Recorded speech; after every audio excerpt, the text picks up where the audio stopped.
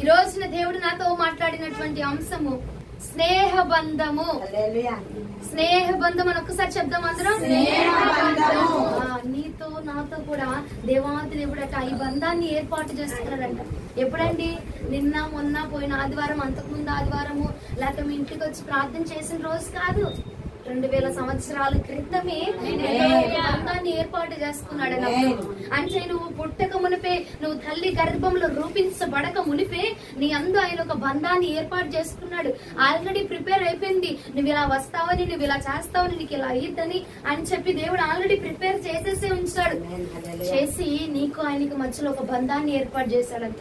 ఆ బంధమే స్నేహ బంధము. స్నేహముతో కూడిన, ప్రేమతో కూడిన ఆ యొక్క బంధాన్నట దేవునికి నీకు మధ్యలో ప్రభు ఏర్పాటు చేశాడట. చూడండి, హోషేయ గ్రంథము 11వ అధ్యాయం 4వ వచనము. హోషేయ గ్రంథము ఒకడు మనుషులను తోడుకొని పోవునట్లుగా స్నేహబంధముతో నేను వారిని బంధించి ఆకర్షించాడట. ఒకడు పశువుల మీదకి కాడిని తీసినట్లుగా నేను వారి కాడిని తీసి వారి ఎదుట భోజనము పెట్టి తిని. హల్లెలూయా, హల్లెలూయా. ఒక్కడు తమ వారిని తోడుకొని వెళ్ళినట్టుగా నేను వారికి నాకు మధ్యలో ఒక బంధాన్ని ఏర్పాటు చేసి ఉంచాను. ఇంకొక గ్రంథంలో, ఇంకొక బైబిల్లో ఇలా మాట్లాడుతున్నారు, మనుషులు తమ వారిని నడిపించినట్లుగా నేను వారిని ప్రేమ బంధముతో నడిపించాను. తమ వారిని నడిపించినట్లుగా. ఇప్పుడు చూడండి, తల్లి తన బిడ్డని తనతో తన గర్భమున పుట్టినటువంటి బిడ్డని ఎలాంటి ప్రేమ బంధముతోటి, ఆప్యాయతతోటి నడిపించిద్దో, అలాగే భర్త భార్యని ఎలాంటి ప్రేమ బంధముతోటి నడిపిస్తాడో, లేదంటే ఒక స్నేహితుడు తన ప్రాణ స్నేహితుడిని ఎలాంటి ప్రేమ బంధముతోటి నడిపిస్తా ఉంటారు చూసారా? ఆ బంధముతోటి నేను వారిని నడిపించి ఉన్నాను. ఇంకా చూస్తే కిందే ఉంది, వారి మెడ మీద నుంచి కాడిని తొలగించి వారికి నేను భోజనాన్ని సిద్ధపరిచి ఉంచాను. వారికి నేను వారి మీద ఉన్న భారాన్ని, ఆ యొక్క కాడిని, ఆ యొక్క బంధకాలన్నింటిని తొలగించేసి నేను వారికి భోజనాన్ని ఏర్పాటు చేసి ఉన్నాను. ఎందుకంటే వారికి నాకు మధ్యలో ఏ బంధం ఉందండి? ప్రేమ బంధం, స్నేహ బంధం ఉన్నది. కాబట్టి ఆ బంధముతో నేను వారిని నడిపించా. వాళ్ళెవరో అని కాదు, నేను వారిని 2025 సంవత్సరాల క్రితమే నేను ఎరిగి ఉన్నాను. కాబట్టి వారిని నేను నడిపించాను, నా వారిగా నేను. ఏమండి, ఇప్పుడు చూస్తే లోకములో తమ వారిని, అక్కడ వాక్యం సెలవిస్తుంది చూడండి, మొదటి లైన్ చదువుతుంది ఒకసారి. ఒకడు మనుషులను తోడుకొని పోవునట్లుగా. ఒక్కడు మనుషులను, ఇంకొక బైబిల్లో ఇంకొక క్రమంలో ఇలాగ ఉంటది, ఏమంటే మనుషుడు తమ వారిని నడిపించినట్లుగా, తమ వారిని, తమకి ఇష్టమైన వారిని, తన కుటుంబం వారిని, తన బంధువుల్ని, తమ ఆప్యాయుల్ని నడిపించినట్లుగా తమ వారిని. ఇప్పుడు చూడండి, నీ వస్తువుకి పక్కనుండి వస్తువుకి తేడా ఉండదా? నీ వస్తువానికి ఎంత జాగ్రత్తగా, ఎంత భద్రంగా చూస్తారా? అలాగనే ప్రభు అంటున్నాడు, ఒకడు తమ వారిని కాచినట్లుగా, ఒకడు తమ వారిని నడిపించినట్లుగా నేను వారిని నా వారిగా అంగీకరించి నడిపించి ఉన్నాను. వారికి నాకు మధ్యలో ఒక స్నేహ బంధాన్ని, ఒక ప్రేమ బంధాన్ని నేను ఏర్పాటు చేసుకుని ఉన్నాను. హల్లెలూయా. ఆల్రెడీ ఏర్పాటు చేసేసుకున్నాడు. ఇప్పుడో అప్పుడో, మొన్నో నిన్నో, అంతకు ముందు కాదట. నీకు దేవుడికి మధ్యలో ఈ బంధము ఎప్పుడో కలిగి ఉన్నది, ఎప్పుడో దేవుడు ప్లాన్ చేశాడు. కాకపోతే ఆ బంధం ఇప్పుడు కొనసాగుతూ ఉన్నదట. ఎప్పుడో కొనసాగించబడాలా, ఎప్పుడో ఆల్రెడీ ప్రిపేర్ చేశాడు. ఏదో నా కర్మ కొద్దిలాగా ఇతన్ని పెళ్లి చేసుకున్నాను కాబట్టి, లేదంటే ఈ కుటుంబంలోనికి వచ్చాను కాబట్టి, లేదంటే నాకు అనారోగ్యం వచ్చింది కాబట్టి నా కర్మ కొద్ది ఏదో ఇటు వచ్చి పడి వస్తున్నాను గానీ, లేదంటే నా జీవితం ఎంత బాగుండు అని నువ్వు సంబరపడిపోక్కర్లేదు. ఆల్రెడీ నీ కోసం ఒక బంధాన్ని ఏర్పాటు చేసేసాడు ఆయన. ఇది తన చిత్తమై ఉన్నది కనుకనే ఆ బంధాన్ని, తన చిత్తమైన బంధాన్ని దేవుడు ఆల్రెడీ ప్రిపేర్ చేసేసాడు. ఆయన ఆల్రెడీ ఇది ప్రిపేర్ అయ్యి ఉన్న బంధం అండి.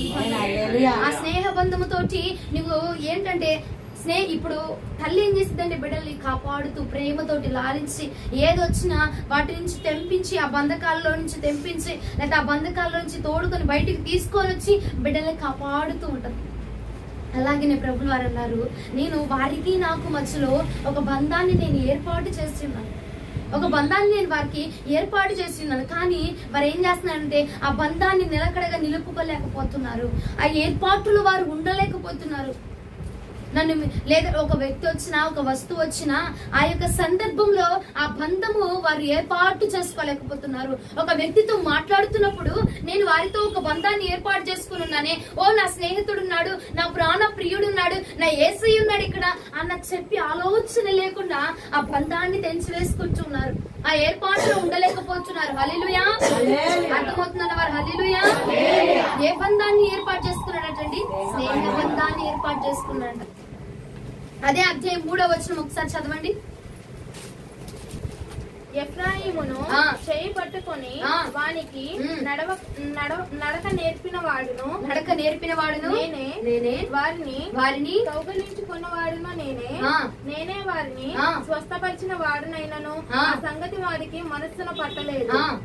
ఒకడు మనుషులను తోడుకొని పోవునట్లుగా స్నేహబంధముతో నేను వారిని బంధించి ఆకర్షించి తిని, ఒకడు పశువుల మీదకి కాడిని తీసినట్లు నేను వారి కాడిని తీసి వారి మొదట భోజనమును పెట్టి వారి ఎదుట భోజనం పెట్టి తిని. హల్లెలూయా. ఆయన 3వ వచనం ఇలాగంటున్నాడు, నేనే వారిని నడిపించాను, నేనే వారిని బలపరిచాను, నేనే వారిని ఆదుకున్నాను, నేనే వారిని పోషించుచు ఉన్నాను. కానీ ఏం చేశారట వారండి? 3వ వచనంలో లాస్ట్ లైన్ ఏమంటున్నారు? వారట మనస్సు పెట్టలేకపోయారట. ఆ బంధము మీద వారి యొక్క మనస్సు నిలుపుకోలేకపోతున్నారట. ప్రభుల వారు నీకు ఆయనకి ఏ బంధాన్ని అయితే ఏర్పాటు చేసి ఉన్నాడు చూసావా, ఆ బంధము మీద ఏమంటే కాపాడిన తర్వాత, బలపరచబడిన తర్వాత, ఆరోగ్యం వచ్చిన తర్వాత, బలం వచ్చిన తర్వాత, అయా పోషించబడుతున్న తర్వాత ఏమైందట? నీవట ఆయన వైపు మనస్సు నిలుపుకోలేకపోతున్నావట. ఆయన వైపు మనస్సుని నువ్వు ఉంచలేకపోతున్నావటండి. ఏమండి, ఏదైనా మనుషులు వచ్చినా, ఏమన్నా మాటలు జరుగుతున్నా, నీకు క్రీస్తుకు ఒక బంధం ఉంది చూసావా, ఆ బంధాన్ని ఆ వ్యక్తి దగ్గర నువ్వు చూపించలేకపోతున్నావట. ఇప్పుడు క్రైస్తవుని యొక్క వివాహంలోకి మనం వెళ్ళామనుకో, క్రైస్తవ వివాహం గనక అక్కడ బాగానే పద్ధతిగా ఉంటాం. అది నీ చుట్టాలు, నీ బంధువులు ఎవరైనా పిలిచారనుకో, అక్కడ హిందూ ఆచారం చొప్పున నడుస్తుంటే ఏం చేస్తావు? వీళ్ళు నడిపించారు కదా, వీళ్ళు పిలిచారు కదా, ఇంకా బాగోదు. ఏమండి, మాడబడి చూస్తే నవ్వుకూడదు, నాతో నవ్వుదిక, నాతో మాట్లాడదిక, తనకి నాకు మధ్యలో ఎడమ కలిగింది కాబట్టి ఇక ఏం చేద్దాం, తప్పదు కదా. పూలు పెట్టుకోమంటుంది పెట్టుకోవాలా, బొట్టు పెట్టుకోమంటుంది పెట్టుకోవాలా, గాజులు వేసుకోమంటుంది వేసుకోవాలా, లేదంటే అక్కడికి వెళ్ళి అక్షంతలు ఏమంటుంది వేయాలా, పసుపు రాసుకోమంటుంది రాసుకోవాలా అని చెప్పి ఏమంటే నీ ఆచారాన్ని, నీ ఏర్పాటుని, నీ బంధాన్ని నువ్వు తొలగించుకుంటున్నావు. ప్రియ సహోదరుడు ఒకసారి ఆలోచన చేయండి. ఏదైనా మనుషులే కానీ, వివాహాలే కాదని ఏదైనా మనుషుల దగ్గరికి వెళ్ళి నువ్వు మాట్లాడుతున్నా సరే, ఆ మనిషి మాటలకి నీ మాటలకి మధ్యలో ఇంకొక వ్యక్తితో నీకు బంధం ఏర్పాటు ఉన్నది కదా, ఇంకొక వ్యక్తి నీతో పాటుగా స్థలంలో ఉన్నారు అన్నది నువ్వు మరచిపోయి ఏమంటే నీకు ఇష్టమైనట్టుగా ప్రవర్తిస్తా ఉన్నారు. ఆయన 3వ వచనంలో అంటున్నారు చూడండి, నేను వారిని నడిపించింది నేనే, బలపరిచింది నేనే, ఆదరించింది నేనే, అయినా వారు నా గురించి మనస్సును పెట్టట్లేదు, నా గురించి ఆలోచించట్లేదు. నేనేమైనా నా స్థలంలో నేను ఎలా పనిచేస్తా ఉన్నాను, నేను ఏం చేస్తా ఉన్నాను, అక్కడ అది చేయొచ్చా చేయకూడదా, చేస్తే నా ప్రియుడు, నా స్నేహితుడు, నా యేసు ప్రభుల వారు బాధపడతారు అన్నది ఆలోచన చేయక నాతో వారికున్న బంధాన్ని తెంచుకుంటున్నారు. నేను వారితో ఒక స్నేహ బంధాన్ని ఏర్పాటు చేసుకున్నా, ఒక ప్రాణ బంధాన్ని ఏర్పాటు చేసుకున్నా, ఒక ప్రేమ బంధాన్ని ఏర్పాటు చేసుకున్నా. కానీ అది కొంతమంది మనుషుల వద్దకు వెళ్ళినప్పుడు ఆ బంధము తగ్గిపోతూ ఉన్నది. కొన్ని వస్తువుల వద్దకు వెళ్ళినప్పుడు ఆ బంధము తెగిపోతున్నది. ఏ బంధం అండి? క్రీస్తుకు నీకు మధ్యలో ఉన్న బంధము, క్రీస్తుకు నీకు మధ్యలో ఉన్న ఒప్పందము, క్రీస్తుకు నీకు మధ్యలో ఉన్నటువంటి ప్రేమ, ఆ ప్రేమ తెంచి వేస్తాము. కారణం ఏమిటంటే అండి, నీ ముందర వచ్చిన మనుషులు, నీ ముందర వస్తున్న వస్తువులు, నీ ముందర వస్తున్న మాటలు ఏం చేస్తున్నాయి అంటే నీకు క్రీస్తుకున్న బంధము అన్నది నువ్వు మర్చిపోయే విధముగా చేస్తా ఉన్నాడు. హల్లెలూయా, హల్లెలూయా. అర్థమవుతుంటే హల్లెలూయా చెప్తారా? ఏ వస్తువైనా, ఏ మనిషి అయినా మీరు ఒక్కసారి ఆలోచన చేయండి. ఈ మాట నిజముగా ప్రభు మాట్లాడుతున్న మాట, ఇది ఖచ్చితమడి నిజంగా రూఢీపరచబడుతున్న మాట. మనము ఏదైనా వ్యక్తి దగ్గరికి వెళ్ళామనుకో, ఫ్రెండ్స్ దగ్గరికి వెళ్ళామనుకో, మనం క్రైస్తవులుగా ఉన్నామనుకో, క్రైస్తవుడి యొక్క ఫ్రెండ్ దగ్గర ఒకలా ఉంటాము, హిందూ వాడి దగ్గరికి వెళ్ళామనుకో, లేదంటే అన్యుల వద్దకు వెళ్ళామనుకో, ఇంకొకలా మాట్లాడుతున్నాం, ఇంకొకలా ప్రవర్తిస్తున్నాం, వాళ్ళతో పాటుగా కలిసిపోయి వాళ్ళతో పాటు ఇక ముచ్చటించి వాళ్ళకి సంబంధించిన మాటలే నీ నోట వినబడుతున్నాయి. ఆయన అన్నాడు కదా, చీకటికి వెలుగునకు పొంతనేలా, వెలుగుతో చీకటికి సాంగత్యమేలా అని చెప్పారు కదా. ఆ మాట నువ్వు మరచిపోతున్నావు ప్రియ సహోదరా. నీకు ఆయనకు ఒక బంధం ఉంది. ఆ బంధాన్ని తెంచుకొని మరి నువ్వు వెళ్ళి చీకటిలతో, అన్యులతో నువ్వు సహవాసము చేస్తూ ఏమండి, ఏదైనా వస్తువు తీసుకుంటున్నప్పుడు కూడా, ఏదైనా ఆలోచన చేస్తూ చేస్తున్నప్పుడు కూడా నీకు ఆయనకు ఒక బంధం ఉంది కదా, ఆయన ఉన్నాడు, ఆయన మాట్లాడతారు. ఏమండి, ఇంట్లో ఇప్పుడు భార్య భర్తలు 2 ఉన్నారు, ఏదైనా వస్తువు కొనుక్కోవాలనుకున్న వారికి ఏం చేయాలా? వెళ్ళి నీ భర్తని సంప్రదించాలా, నీ భర్తతో అడిగి తనతో మాట్లాడి అప్పుడు నువ్వు దాన్ని తీసుకుంటే నీకు గౌరవం ఉండేది, నీకు విలువ ఉండేది. అవునంటారు కదంటారండి. కానీ నీ అంతటి నువ్వే నిర్ణయం తీసుకొని నీ అంతటి నువ్వే ఇరుక్కుపోయి ఆ తర్వాత వచ్చి నువ్వెంత బాధపడిన ప్రయోజనం ఉండదు. ఈ రోజున ప్రతి ఒక్క నిర్ణయంలో, ప్రతి ఒక్క మాటలో కూడా ఆయన అన్నాడు, నేను వారితో ఒక బంధాన్ని ఏర్పాటు చేసుకున్నా కదా, నాకు వాళ్ళకి ఒక బంధం ఉంది, ఒక సంబంధం ఉంది. ఆ సంబంధం చొప్పున వారు నడుచుకోవాలా, నేనేది చెప్తే వారు అది చేయాలా. నాకు వారికి ఒక ప్రేమ బంధం ఉంది కాబట్టి నేను వారిని నడిపిస్తున్నాను అన్న విషయాన్ని వారిని మర్చిపోయి, నేను నడిపిస్తున్నాను, నేను బోధిస్తున్నాను, నేను కాపాడుతున్నాను అన్న విషయాన్ని వారు మర్చిపోయి వారంతటి వారే మా అంతటి మేమే అడుగులు వేస్తా ఉన్నాము, మా అంతటి మేమే నడుస్తూ ఉన్నాము అని చెప్పి మీరు అనుకుంటా ఉన్నారని చెప్పి దేవుడు మాట్లాడుతున్నారండి. ఒకసారి హోషేయ గ్రంథం 11:4 ఫస్ట్ లైన్ ఒకసారి చదవండి. ఒకడు మనుషులను తోడుకొని పోవునట్లుగా స్నేహబంధములతో ఆయన ఆకర్షించి ఉంచాడట. నిన్ను ఆయన నడిపించి తోడుకొని వెళ్తున్నాడట. ప్రతి స్థలానికి కూడా ఆయన నిన్ను తోడుకొని వెళ్తున్నాడు. నీ ఆలోచన, నీ జ్ఞానము, నీ తెలివితేటలు, నీ పనితనము కాదు నిన్ను తోడుకొని వెళ్తుంది, నీ పనితనము కాదు నిన్ను ఆకర్షిస్తా ఉన్నది. ఆయన తన ప్రేమతోటి నిన్ను ఆకర్షించి నడిపించాడు కాబట్టి ఈ రోజు ఇలాగ మనం బ్రతకగలుగుతాం. కానీ ఏం జరుగుతుందంటే ఆ బంధాన్ని నీకు అవసరం అయిపోయినాక విడదీసుకుంటున్నావు. ఆ బంధముతో మనము దూరం అయిపోతున్నాం. ఏదైనా వ్యక్తి వచ్చారనుకో, ఏదైనా విషయం గురించి మనం ఆలోచన చేస్తున్నామంటే ఇక క్రీస్తుకు సంబంధించినటువంటి ఆలోచన మనకు రావట్లేదు, క్రీస్తుకు సంబంధించినటువంటి ఇక నిర్ణయాలు మనకు రావట్లేదండి. ఎందుకంటే ఆ బంధాన్ని తెంచుకొని ఆయన ఆలోచన, ఆయన నిర్ణయాన్ని దాటుకొని మనం అడుగులు వేస్తా ఉన్నాం. ఏ విషయంలో అయినాయా, ఇది చేయమంటావా, ఇది వెళ్ళమంటావా, నేను ఇది చేయడం నీకు ఇష్టమేనా, నన్ను వెళ్ళమంటావా, నేను ఇది చేయడం నేను చేయనా, ఇందులో నేను ఆశీర్వదించబడతానా అని ఒక్క ఆలోచన చేయక నువ్వు ముందు అడుగు వేస్తూ నీ జీవితాన్ని నాశనం చేసుకుంటా ఉన్నారు. ప్రియ సహోదరి సహోదరుడా, దేవుని యొక్క నిర్ణయం, దేవుని యొక్క ఆలోచన ఏంటి, ఆ యొక్క నువ్వు తీసుకుంటున్న నిర్ణయంలో దేవుని చిత్తం ఏంటి అక్కడ? అయ్యా ఈ నిర్ణయం తీసుకుంటున్నా, ఇలా వెళ్ళాలనుకుంటున్నా, మరి వెళ్ళమంటావా వద్దా? నీకు ఆయనకు ఒక బంధం ఉంది కదా, ఆయన కాదనుకుని ఆయన దాటుకొని వెళ్ళిపోయామండి.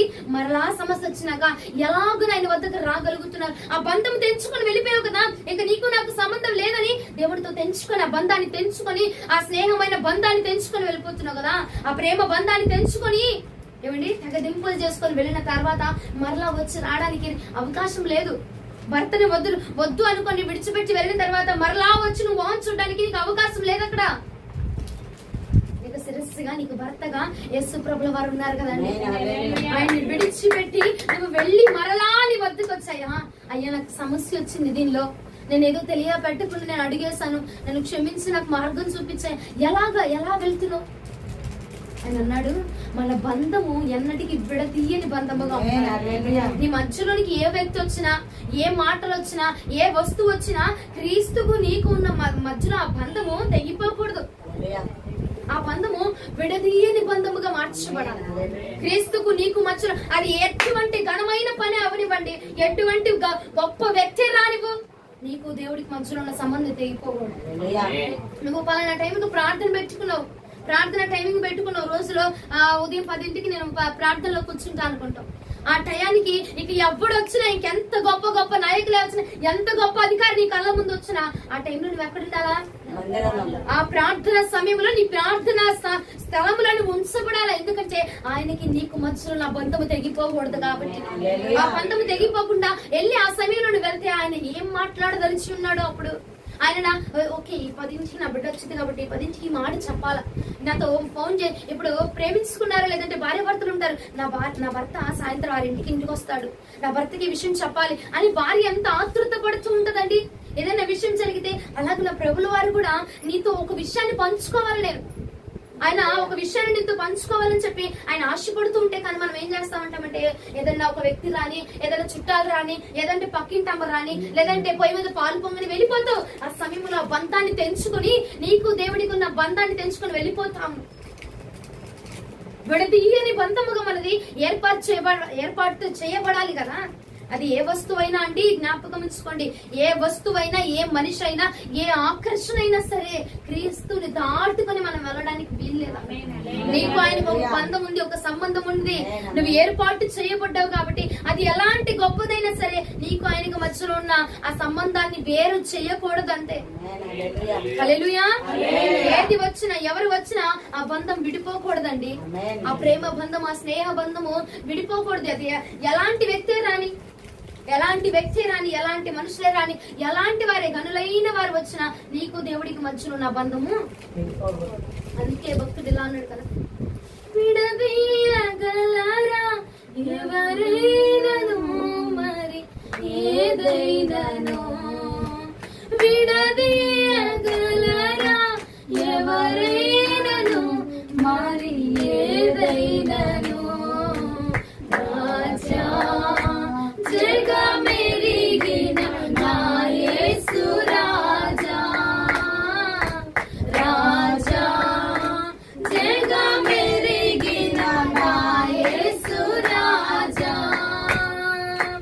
రాగాలలో అనురాగాలు కురిపించేలా మన బంధము, అనుబంధము, మన బంధము, అనుబంధము, విడదీయగలరా ఎవరైనాను మరి ఏదైనాను, విడదీయగలరా ఎవరైనాను మరి ఏదైనాను, రాజా జగమెరిగిన నా యేసు రాజా, రాజా జగమెరిగిన నా యేసు రాజా, అనుబంధము, అనుబంధము, మన బంధము, అనుబంధము, విడదీయగలరా ఎవరైనాను మరి ఏదైనాను, విడదీయగలరా ఎవరైనాను మరి ఏదైనాను, విడదీయగలరా ఎవరైనాను మరి ఏదైనాను, విడదీయగలరా ఎవరైనాను మరి ఏదైనాను, మన బంధము, అనుబంధము, మన బంధము, అనుబంధము, మన బంధము, అనుబంధము, మన బంధము, అనుబంధము, విడదీయగలరా ఎవరైనాను మరి ఏదైనాను, విడదీయగలరా ఎవరైనాను మరి ఏదైనాను, విడదీయగలరా ఎవరైనాను మరి ఏదైనాను, విడదీయగలరా ఎవరైనాను మరి ఏదైనాను, విడదీయగలరా ఎవరైనాను మరి ఏదైనాను. హల్లెలూయా. ఏ బంధమైన, అది ఏ వ్యక్తి అయినా, ఏ మనుషుడైనా, ఏ యొక్క ఆశ అయినా సరే దేవుడికి నిన్ను ఆయనకి ఉన్న మధ్యలో బంధాన్ని ఏది విడదీయకూడదండి. ఆ బంధాన్ని తెంపుకొని మనము, అది ఏ వస్తువైనా అవనివ్వండి. వస్తువుల విషయంలో కూడా ఏం చేస్తారంటే ఆకర్షించబడి, వస్తువుకు ఆకర్షించబడి దేవుని మర్చిపోయే విధముగా మనం తయారవుతూ ఉంటామండి. కొన్ని విషయాలకి, కొన్ని వస్తువులకి ఆకర్షించబడి, ఓ దేవుడికి ఆనాడు నేను ప్రమాణం చేస్తాను కదా అన్న విషయాన్ని మర్చిపోతా ఉంటావు. దేవుడితో నాకు ఒక బంధం ఉంది కదా, ఆ విషయాన్ని మర్చిపోయి ఏం చేస్తా ఉంటే వస్తువులకు ఆకర్షించబడవు, మనుషులకు ఆకర్షించబడవు, మనుషుల యొక్క ఇష్టములో, వారి యొక్క ప్రేమలో పడిపోయి కొంతమంది ఏం చేస్తారంటే ఇక దేవుడిని మర్చిపోతారు, ఇక ప్రార్థన మర్చిపోతారు, ఇక ప్రార్థన చేయడాన్ని మర్చిపోతారు, ఇక దేవుడితో మాట్లాడడాన్ని మర్చిపోతారు, మందిరానికి వెళ్ళడానికి మర్చిపోతారు. ఎందుకంటే నీకు ఒక ప్రాణ బంధము దొరికింది కదా, ప్రేమించే బంధం దొరికింది కదా. లోకంలో క్రీస్తు కంటే ప్రేమించేటువంటి బంధము మరి ఏది లేదు ప్రియ సహోదరి సహోదరుడు. కొంతమంది మనుషులు ఏం చేస్తారంటే ఏమండి, కొంతకాలపు ప్రేమలకు, కొంతకాలం ఉండే ఇష్టాలకు, ఆ సంతోషానికి, ఆనందానికి ముగ్ధులైపోయి ఏం చేస్తారంటే దేవుని మర్చిపోతా ఉంటారండి. దేవుని మర్చిపోయి ఆఖరికి ఏమన్నా ఒక సామెత ఉండే చూసారా, చేతులు గాలినా కాకులు పట్టుకునే ప్రయోజనం ఉండదు. ముందుగా ఏర్పాటు చేయబడి నీ బంధాన్ని కాపాడుకుంటూ నీవు అడుగులు వేస్తా ఉంటే నీకు తద్వారా రావాల్సిన ప్రతిదీ నా ప్రభు ఏర్పాటు చేస్తాడు. నీ బంధాన్ని నువ్వు కాపాడుకో, నీ బంధాన్ని నువ్వు నిలుపుకో, నువ్వు ఇవ్వాల్సిన గౌరవం నువ్వు నీకు ఇవ్వాల్సిన ప్రాధాన్యత నువ్వు ఇస్తే ఆ బంధాన్ని నువ్వు కాపాడుకుంటే అండి నీకు రావాల్సిన సమస్తము వచ్చింది. ఎందుకు నీ పట్ల ఆగిపోతుందంటే ఏమంటే దేవుడిని మరిచి నీకు ఇష్టమైన వ్యక్తులకు ఆకర్షించబడి నీకు ఇష్టమైన వస్తువుకు ఆకర్షించబడి ఏం చేస్తున్నావు అంటే దేవుని మర్చిపోతా ఉన్నావు, ఆయన బంధాన్ని మర్చిపోతూ ఉన్నావు. ప్రతి విషయంలో కూడా నువ్వు ముందుంచాల్సింది ఎవరిని? క్రీస్తు ప్రభువు వారిని. ప్రతి విషయంలో నీ బంధము, నీ యొక్క ఆలోచన, నీ నిర్ణయం ఎవరికి చెప్పాలా? దేవునికి చెప్పాలా. కానీ ఏం చేస్తా ఉంటామంటే కొంతమంది మనుషుల ప్రేమ ఆకర్షణ అలాంటిదండి. నిజంగా మనుషుల ప్రేమ ఆకర్షణ అసలు అందులోంచి బయటికి రావడం అంటే చాలా కష్టం. లోకానుసారమైన ప్రేమల్లోంచి అది చాలా ఘోరమైన విధంగా ఉంటది. అందులో నుంచి దేవుడు అంటాడు, అందులోకి వెళ్ళబాక, అందులో కూరుకోబాక, నువ్వు ముందుగా నాతో ఏర్పాటు చేసుకున్న బంధానికి నువ్వు మర్చిపోబాక. నన్ను మనుషుల ప్రేమల్లో పడిపోయి క్రీస్తును మర్చిపోతా ఉంటామండి.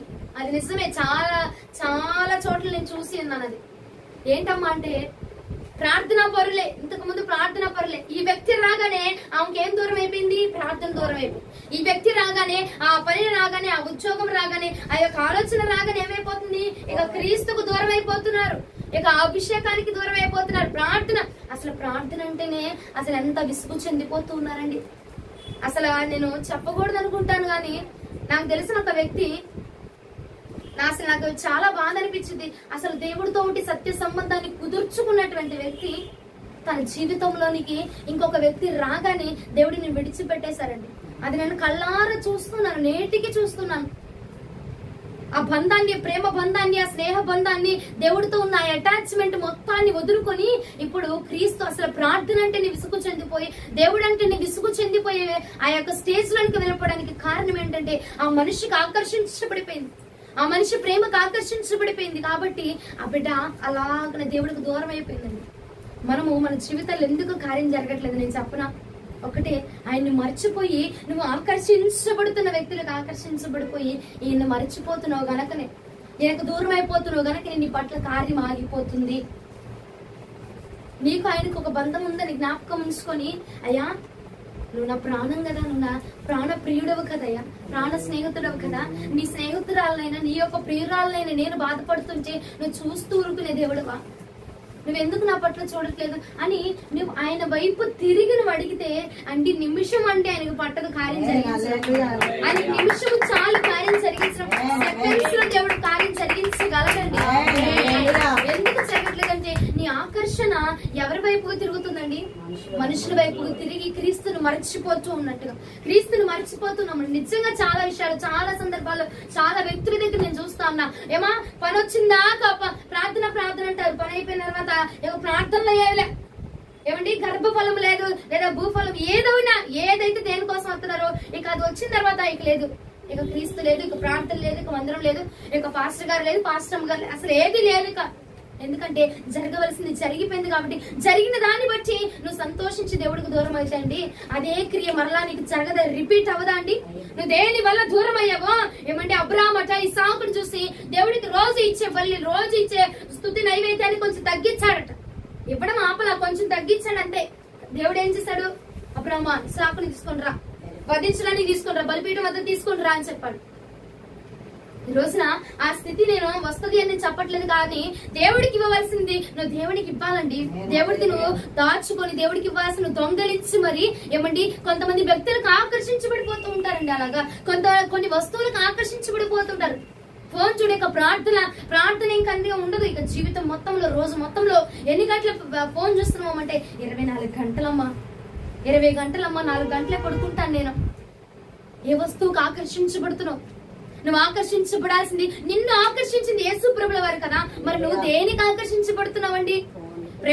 ప్రభుల వారు అన్నారు హోషేయ గ్రంథం 14:4 నేను వారిని స్నేహ బంధముతో ఆకర్షించాను.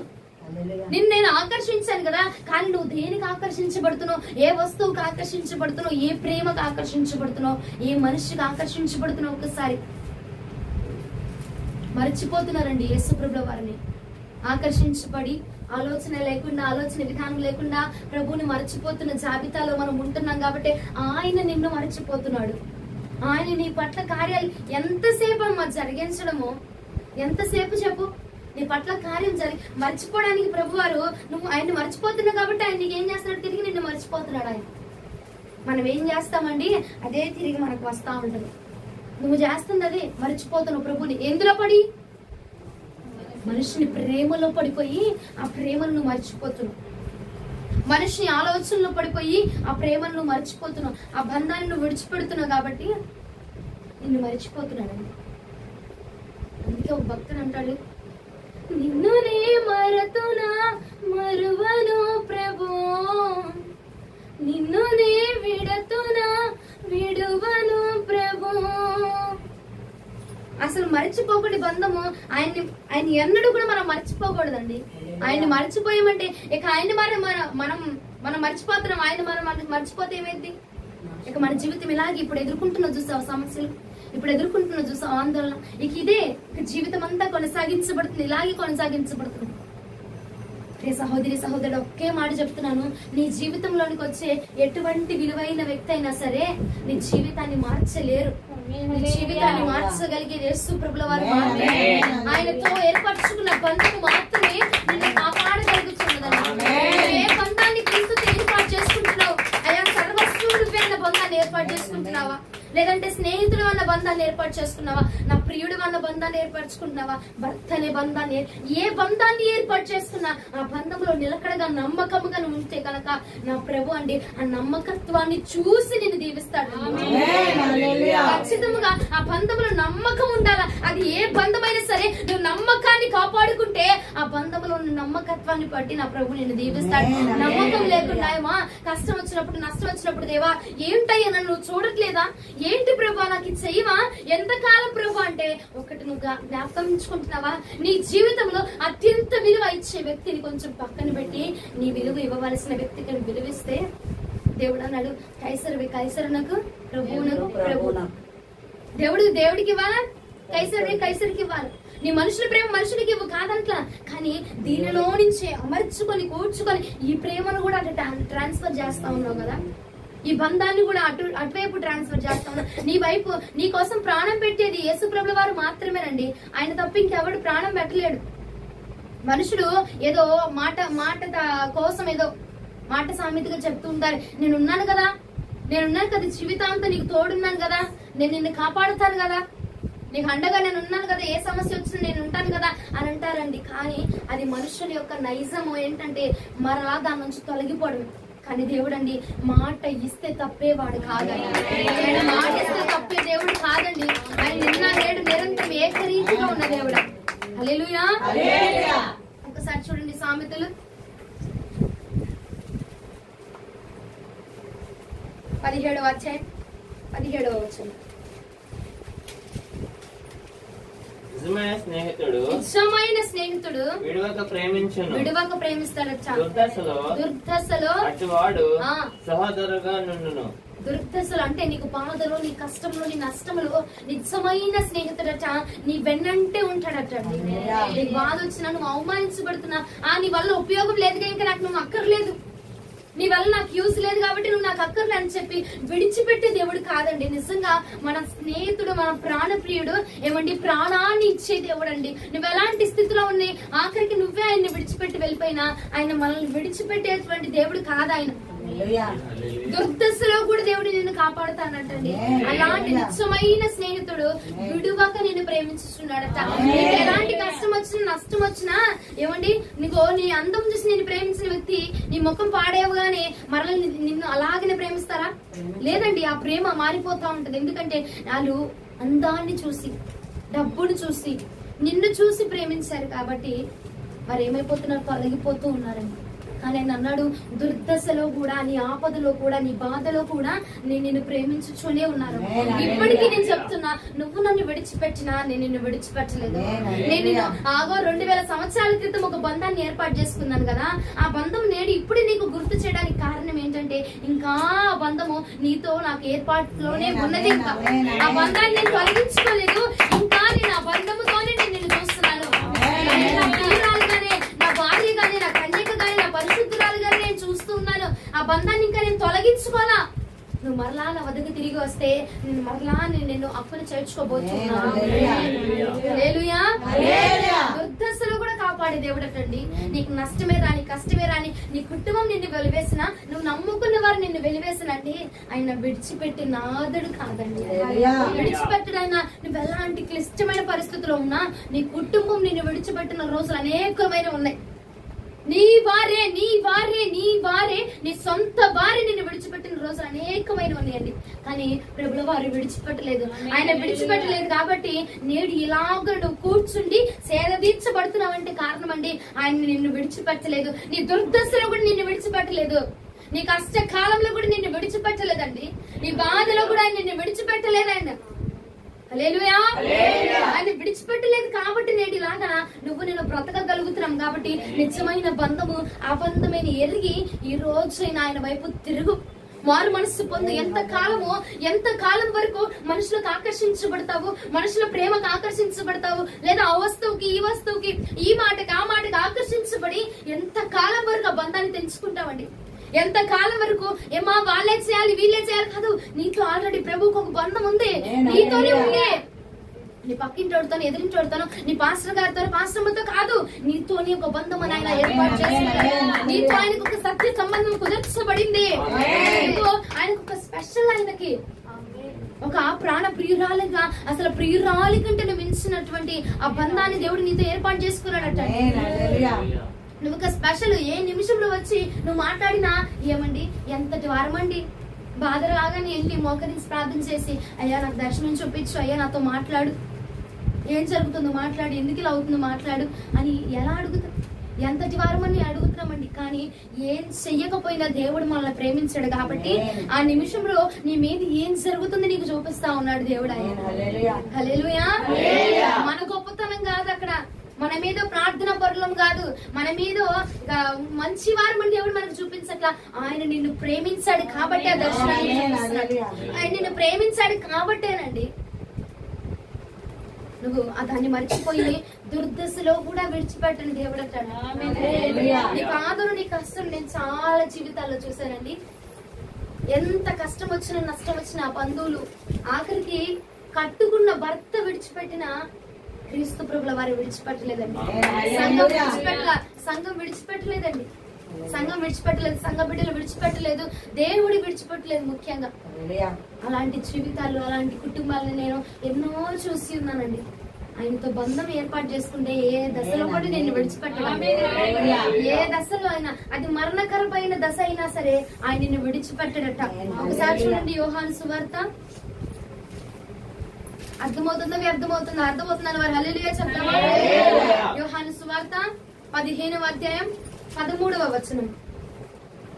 తన స్నేహితుల కొరకు తన ప్రాణం పెట్టిన వాని కంటే ఎక్కువ ఆయన ప్రేమ గల వాడెవడూనూ లేడు. ఎక్కువైన ప్రేమ కలిగిన వాడు ఎవ్వడు కూడా లేదు. తన స్నేహితుల కోసం ప్రాణం పెట్టేది యేసుప్రభుల వారు మాత్రమే.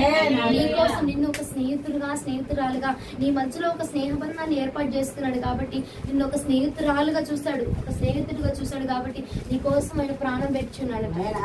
ఇక లోకంలో ఎవరు పెట్టరండి. లోకంలో ఎవరు కూడా అంత మించి టాలెంట్ అయిన వాళ్ళు, అంత మించి ప్రాణం పెట్టే వాళ్ళు ఎవరు లేరు.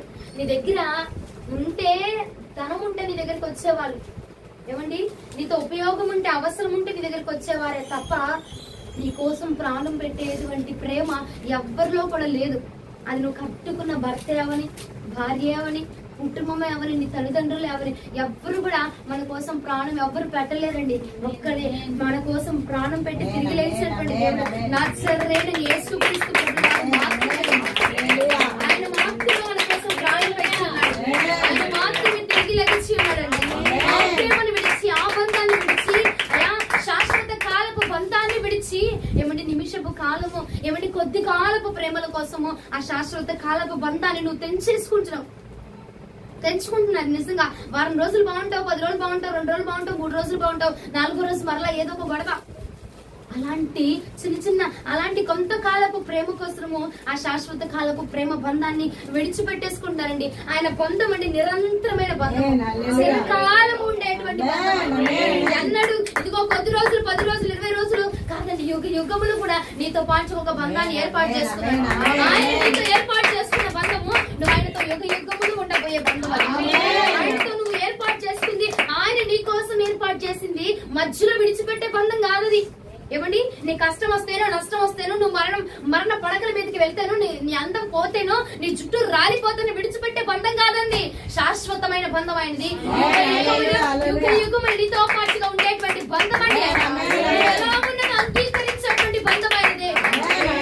నువ్వు నీ స్నేహితులు నీ దగ్గర ధనం లేకపోతే వెళ్ళిపోతారు, విడిచిపెట్టి వెళ్ళిపోతారు. కానీ ఆయన అలాంటి స్నేహితులు కాదు. నీ కుటుంబం వారు నీ దగ్గర నీతో అవసరం లేకపోతే నిన్ను విడిచిపెట్టి వెళ్ళిపోతారు. కానీ ఆయన బంధం అలాంటిది కాదండి, శాశ్వతమైన బంధం. యుగ యుగములు కూడా నీతో పాటుగా ఆయనతో పాటుగా నిన్ను ఉంచుకునేటువంటి బంధం. ఆయన ఏర్పాటు చేసిన బంధము విడిచిపెట్టేటువంటి బంధం కాదు. చిరకాలం శాశ్వత కాలము ఆయనతో పాటుగా నువ్వు ఉండాలని దేవుడు నీ కోసం ఏర్పాటు చేసి ఉన్నాడట. హల్లెలూయా. ఇంకా ఎంతకాలం విడిపోతావు, ఎంతకాలం విడిచిపెడతావండి? వాటి కోసం, వీటి కోసం, ఆ మనిషి కోసం, ఈ మనిషి కోసం నువ్వు దేవుడిని మర్చిపోతున్నావు కాబట్టి దేవుడిని నువ్వు మర్చిపోతున్నాడు. ఈ విషయంలో నీకు ఎందుకు అర్థం కావట్లా? అయ్యా, నా పట్ల ఎందుకు చేయట్లా నువ్వు కార్యం? ఎందుకు చేయాలండి? ఆయనకు నీకు ఉన్న ఆ బంధాలను తెంచుకొని వెళ్ళిపోయినప్పుడు మరలా నీ దగ్గరికి వచ్చి ఆయన ఎందుకని అద్భుతాలు చేయాలా? ఎందుకని నేను స్వస్థపరచాలా? ఎందుకని నేను బాగు చేయాలా? ఆల్రెడీ ఆ బంధాన్ని తెంచుకొని వెళ్ళిపోయావు కదా. ఆ బంధాన్ని తెంచుకొని ఏమండి, స్నేహ బంధం అంటే అన్నింటినీ పంచుకోవాలి. ఏదైనా, అది కష్టమైనా నష్టమైనా, యేసు ప్రభుల వారితో ఒక స్నేహ బంధాన్ని ఏర్పాటు చేసుకున్నాడుగా. ఆ బంధములు నువ్వేం చేయాలా? ప్రతిదీ ప్రభుతో పంచుకోవాలి.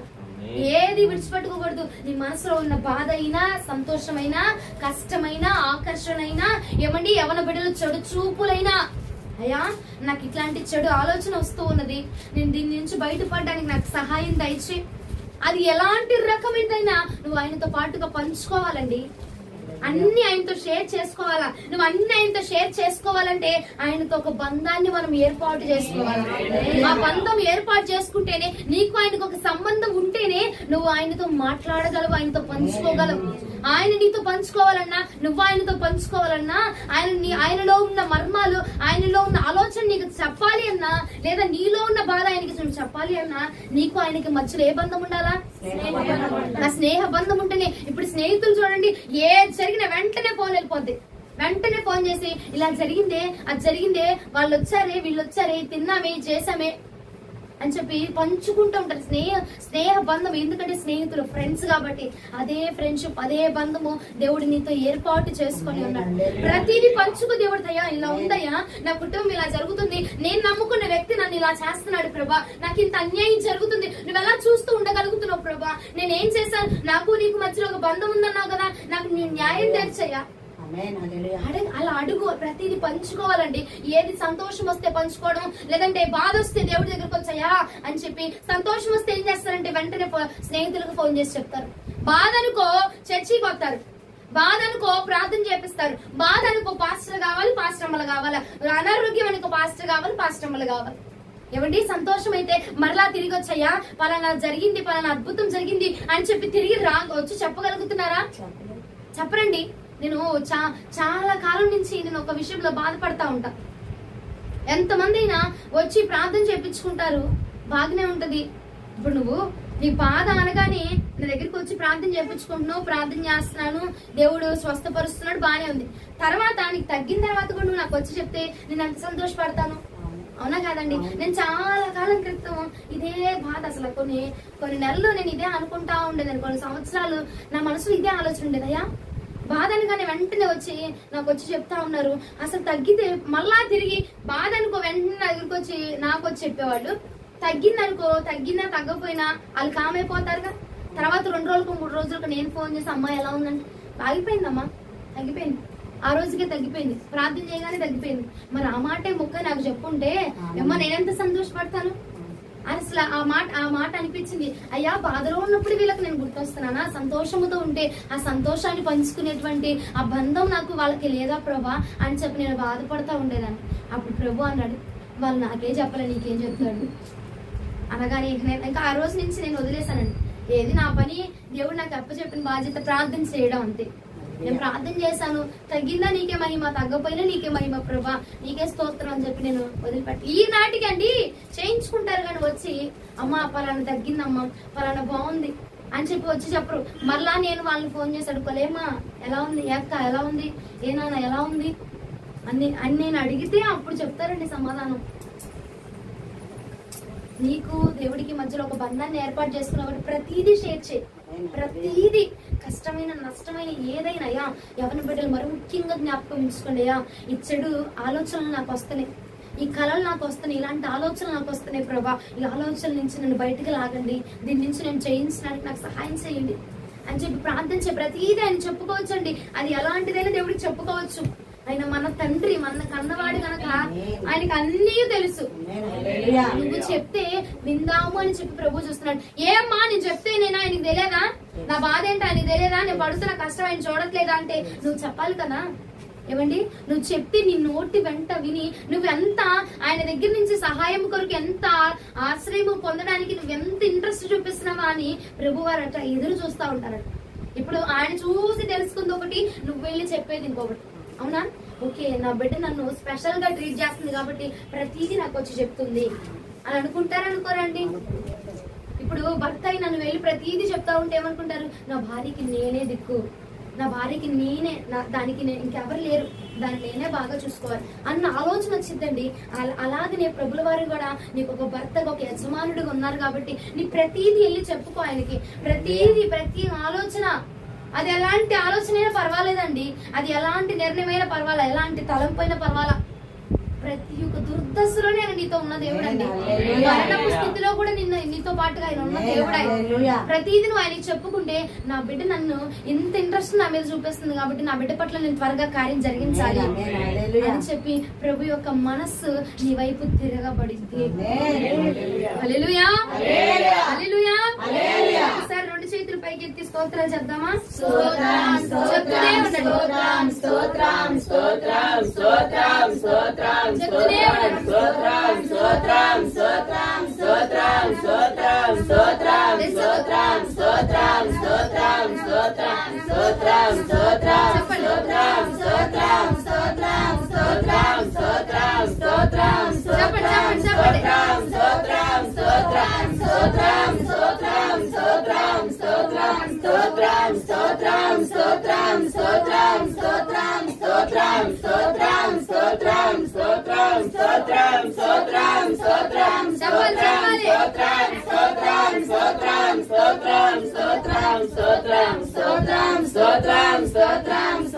దేవునికి మహిమ కలుగును గాక.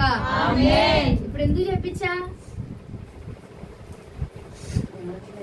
అది వినకుండా వాళ్ళతో ఏతో అమ్మకం చూస్తున్నారు కదా, పనిష్మెంట్ నిజాలకు బాగా పాపం అలవాటు వారం వారం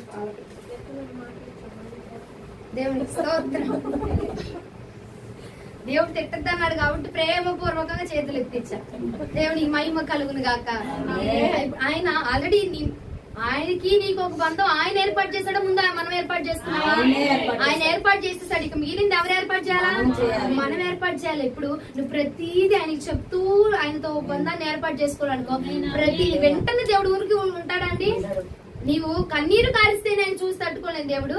నీ బాధలు చెప్తుంటే నా బిడ్డ ఇంత బాధపడుతుంది అని చెప్పి ఊరుకునే ఉంటాడా? కాముకుంటాడా? వెంటనే సైన్యంతో సహా దిగిపోతాడంట. వెంటనే దిగిపోయి ఆ పట్ల నీ పట్ల కార్యం జరిగించేస్తాడంట. ఏది వచ్చినా ఎవరు వచ్చినా విడదీయలేని బంధం ఏర్పాటు చేయి. నిన్ను విడిచిపెట్టి వెళ్ళాడంతే నా ప్రభు. హల్లెలూయా. మొదటి సమూయేలు గ్రంథము 18వ అధ్యాయం 1వ వచనం. మొదటి సమూయేలు 18వ అధ్యాయం. దావీదు సౌలుతో మాట్లాడుట చలించినప్పుడు యోనాతాను హృదయము దావీదు హృదయంతో కలిసిపోయిందట. యోనాతాను దావీదును తనకు ప్రాణ స్నేహితునిగా భావించుకొని అతన్ని ప్రేమించెను. ఆ దినమున అతని తండ్రి ఇంటికి తిరిగి అతన్ని వెళ్ళనీయక సౌలు అతన్ని చేర్చుకొనెను. దావీదు తనకు ప్రాణ స్నేహితుడని భావించుకొని అతన్ని ప్రేమించుచు యోనాతాను అతనితో నిబంధన చేసుకొనెను. రెండోదిగా ఏం చేసుకున్నాడు? నిబంధన చేసుకున్నాడు. 1వ వచనంలో ఏముంది? హృదయం, యోనాతాను హృదయం అట దావీదు హృదయంతో కలిసిపోయిందట. 3వ వచనంలోనికి వచ్చేసరికి యోనాతాను దావీదుతో నిబంధన చేసుకొని ఉన్నాడట. ఎందుకంటే ప్రాణ స్నేహితుడిగా స్వీకరించాడు కాబట్టి యోనాతాను హృదయము దావీదు హృదయముతో కలిసిపోయిందని ఆ బంధాన్ని ఏర్పాటు చేసుకున్నాడు. కాబట్టి ఇక ఆయన హృదయం ఈయన హృదయం కూడా కలిసిపోయింది. ఈయన ఏం ఆలోచిస్తున్నాడో తను అలాగే ఆలోచిస్తున్నాడు అనమాట. ఇక వేరే వాడు వచ్చి వెనక నుంచి ఇదిగో దావీదు, ఇదిగో యోనాతాను వచ్చి నీ మీద ఇలాగా ఆలోచన చేస్తున్నాడు, నీ గురించి ఇలాగ వ్యతిరేకంగా పలుకుతున్నాడంటే నమ్మడు. ఎందుకంటే యోనాతాను హృదయం దావీదుతో కలిసిపోయింది కాబట్టి ఏమండి ఎటువంటి వెనకాల ఎవరొచ్చి ఏం చెప్పినా ఇక వినడు. ఎలాంటి ఆలోచనలు వచ్చినా ఎలాంటి మనుషులు వచ్చినా మధ్యలో ఆటంకంగా బ్రేక్ రాకుండా ఉండాలంటే నీ హృదయం ప్రభువుతో పాటుగా కలిసిపోవాలి. హల్లెలూయా. ఏ మనిషికైనా నువ్వు ఆకర్షించబడకుండా ఉండాలంటే, ఏ వ్యక్తికైనా నువ్వు ఆకర్షించబడకుండా ఆ బంధము తెగిపోకుండా ఉండాలంటే నువ్వేం చేయాలా? నీ హృదయం ఆయనతో పాటుగా కలిసిపోవాలి. యోనాతాను హృదయం అట దావీదుతో కలిసిపోయిందట. ఇక ఎవరు వచ్చి ఏం చెప్పినా దావీదు వెండి యోనాతాను వెండి. ఎందుకంటే వారి ఇరువురు హృదయాలు కలిసిపోయినాయి, ఏకముగా ఉండే. యోనాతాను ఏది ఆలోచిస్తాడు? దావీదు అలాగే ఆలోచిస్తాడు. యోనాతానికి దావీదు మీద ఏ అభిప్రాయం ఉందో దావీదుకి కూడా యోనాతాన్ మీద అదే అభిప్రాయం ఉన్నది. కాబట్టి వారి ఎంతమంది మధ్యలో, వారిద్దరికి మధ్యలో ఇంకెన్ని వచ్చిన పనిచేయవు, ఇంకెన్ని ఆయుధాలు వచ్చిన పనిచేయవుక.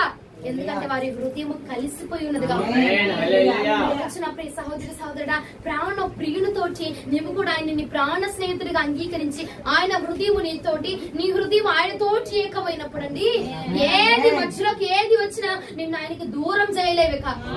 ఇన్ని రోజులు ఆయనకు దూరం అవ్వడానికి కారణం ఏమిటంటే నీ హృదయము ఆ మనిషికి కొంతిచ్చి, ఈ మనిషికి కొంతించి, ఆ మనిషి మీద కొంత ప్రేమ చూపించి, ఆ వస్తువు మీద కొంత ప్రేమ చూపించి, దీని మీద కొంత ప్రేమ చూపించి నీ హృదయము దేవునికి దూరముగా ఉన్నది.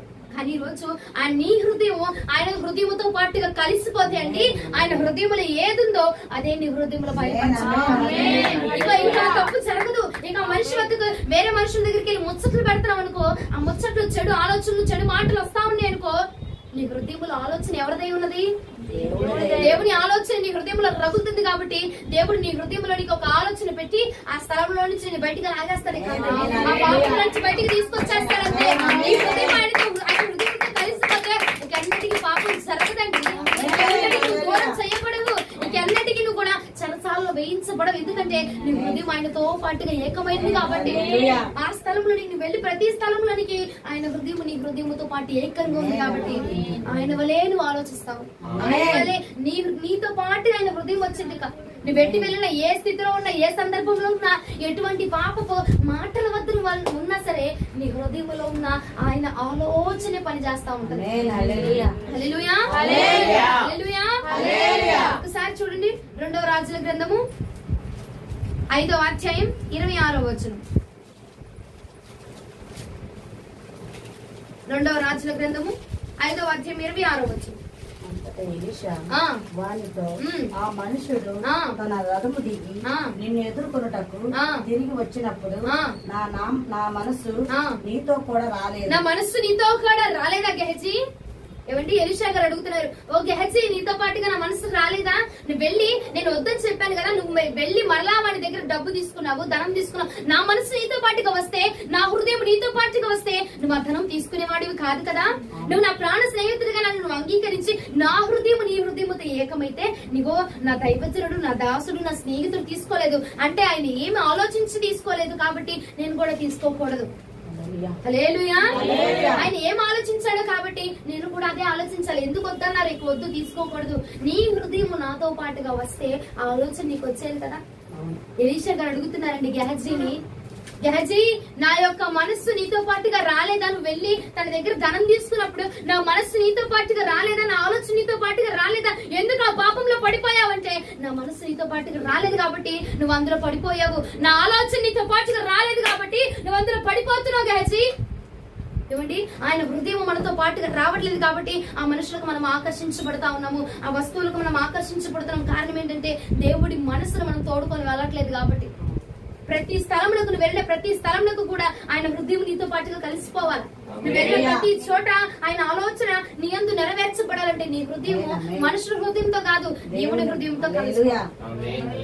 ఈ యొక్క మాటలు మాట్లాడుతున్నారు, ఈ ముచ్చట్లు పెడుతున్నారు, ఎగతాలుగా అనవసరం లేని నవ్వు నవ్వుతున్నారు. ఈ స్థలంలో నా ప్రభు ఉంటే ఎలాగ రియాక్ట్ అవుతారు అన్న ఆలోచన నీకు వస్తే గనక ఆ స్థలంలో నువ్వు ఇక కనపరచబడవండి.